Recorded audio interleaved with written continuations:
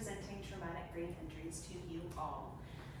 So first part of the objectives is your general assessment of traumatic brain injuries. Review what goes into causing a traumatic brain injury and review what kinds of issues someone with a traumatic brain injury can have. Demonstrate what techniques you would use to assist someone with said traumatic brain injury. What do you know about traumatic brain injuries? Yes. They're an injury caused by damaging the brain from internal or external force. Okay, perfect. I would agree. It would be some sort of massive damage to the brain caused by, getting hit in the head or falling. Okay, awesome. And, all right. So traumatic brain injuries are any kind of damage done to the brain. TBIs are caused by various sorts of either external, internal, or mixture of both kinds of forces. Traumatic brain injuries generally stem from a violent blow or jolt to the head or body. Moreover, an object penetrating brain tissue such as a bullet or shattered piece of skull can also result in traumatic brain injury. Mild traumatic brain injury may lead to temporary disruption of brain cells, while more severe cases can cause bruising, torn tissues, bleeding, and other physical damage to the brain. These injuries can result in long-term complications or even death. So what causes internal? So funny you should ask that. So it's not really known why internal TBIs happen, but there are quite a few theories out there, and one I tend to lean more with is, so there are neurons in our brain that are actively working, and they fail to form sheaths around the around the axons, and that is one contributing theory, or that is one theory that they believe contributes to internal TBIs. So I really think that's interesting. So examples of traumatic brain injuries, it can look like several different things. You could be permanently disabled, you could be undergoing constant surgery due to a tumor or cancerous growth, or you could have been through a car accident and have severe head trauma. These are just a few of what people with TBIs look like. So how do TBIs affect your brain cells? We're just gonna watch a quick little YouTube video. I think it's like 2.5 minutes. It shouldn't be long at all. Researchers are working to better understand the short and long-term effects of traumatic brain injury. They've learned the initial primary injury triggers cellular and biological changes in the brain that spread to other areas of the brain over time, causing a secondary injury.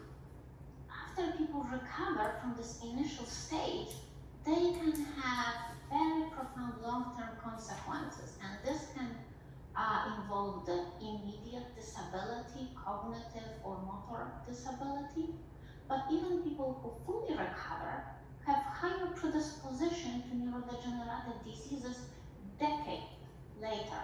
In a recently published study conducted in mice, Dr. Lipinski showed that traumatic brain injury inhibits an important cellular housecleaning process in the brain called autophagy.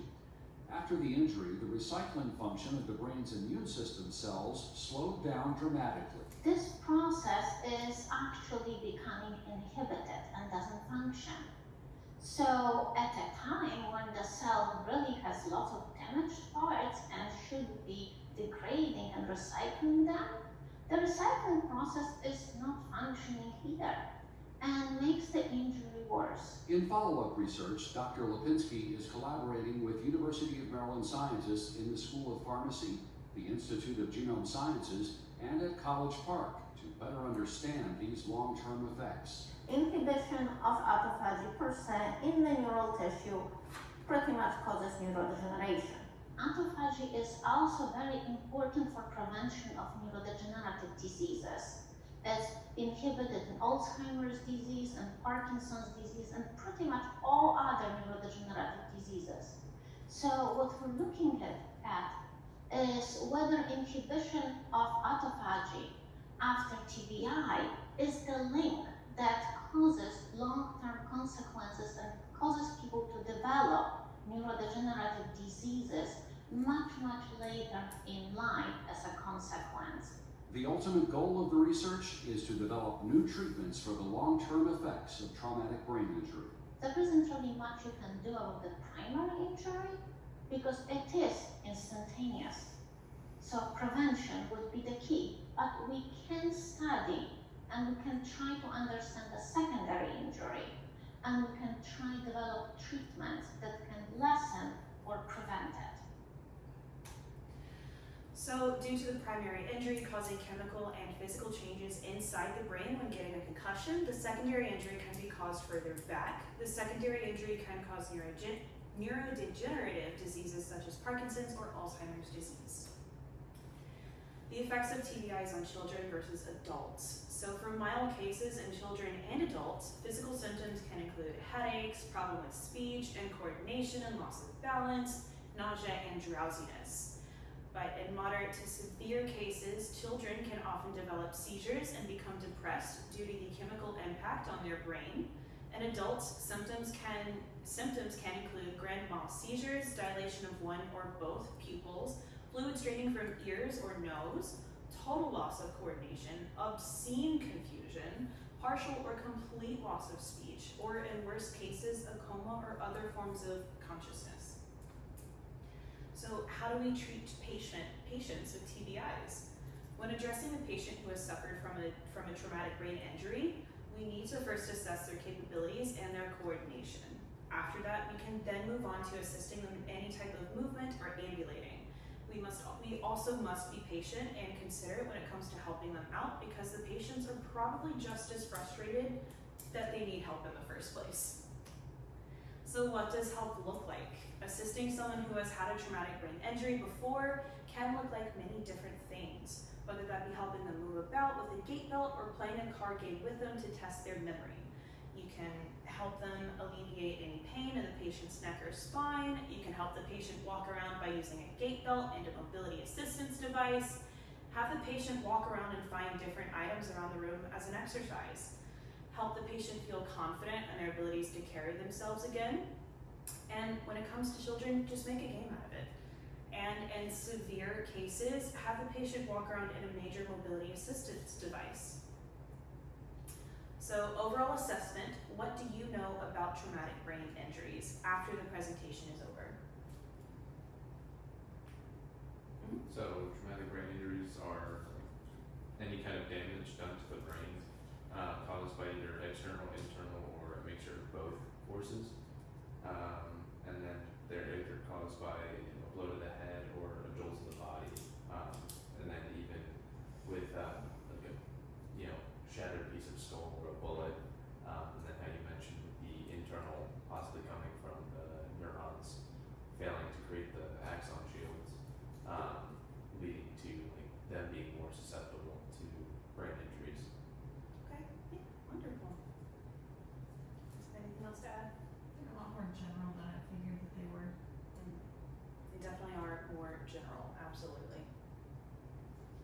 Awesome. And how do they impact your brain cells? I think Ethan already touched on that a little bit, but do you guys have any ideas?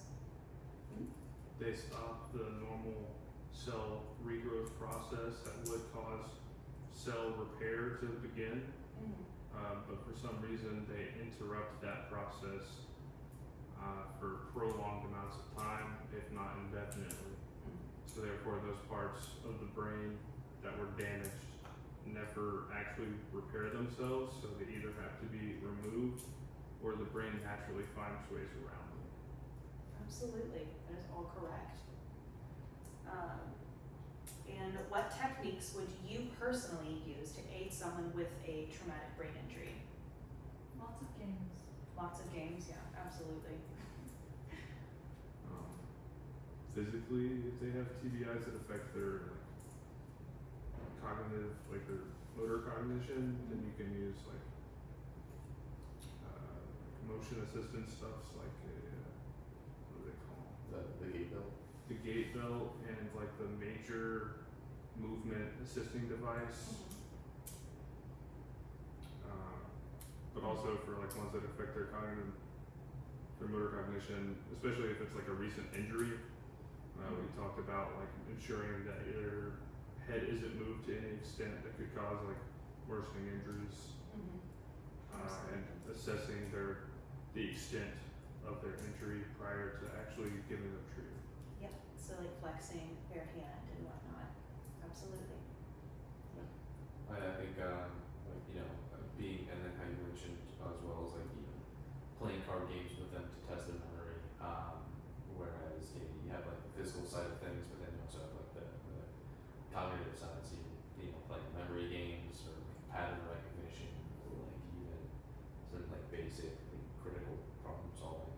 Could teaching them sign language as they're healing help as well? Yes, it could. Absolutely was. So, wrapping up traumatic brain injuries, now that you know more about TBIs, you are more equipped to assist and aid patients who are struggling with traumatic brain injuries, whether they struggle with speech and communication or walking around and moving up or downstairs. I really do hope this presentation helped you in understanding those who suffer from a TBI.